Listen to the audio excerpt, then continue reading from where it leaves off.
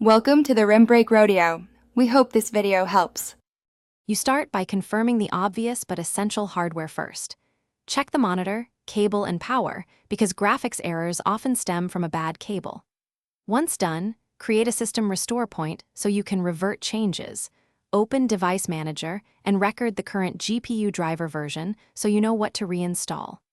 If the screen is unstable, boot into safe mode and run dxdiag to capture driver and DirectX details so you have diagnostics to guide the next steps. Now you remove and refresh the driver stack. Uninstall the GPU driver cleanly. Tools like Display Driver Uninstaller help remove leftover files, because remnants can perpetuate crashes.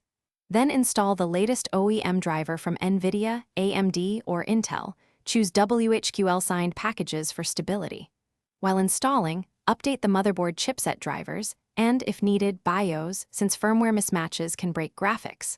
Once done, reboot into a normal session and test with a heavy load app to verify whether the fixes eliminated artifacts or crashes. To finish, repair any corrupted Windows files by running sfc/scano and dism restore health. These commands fix system-level issues that can affect graphics. Make targeted changes, disable hardware acceleration in apps, or roll back the GPU driver, because incremental reversions isolate the culprit. Then perform a clean boot to rule out third-party conflicts. If instability continues after these steps, use the restore point you created earlier to revert the system or boot safe mode and collect logs for deeper analysis. That single restore is your key fallback tip. Thanks for watching. Consider subscribing if we helped you.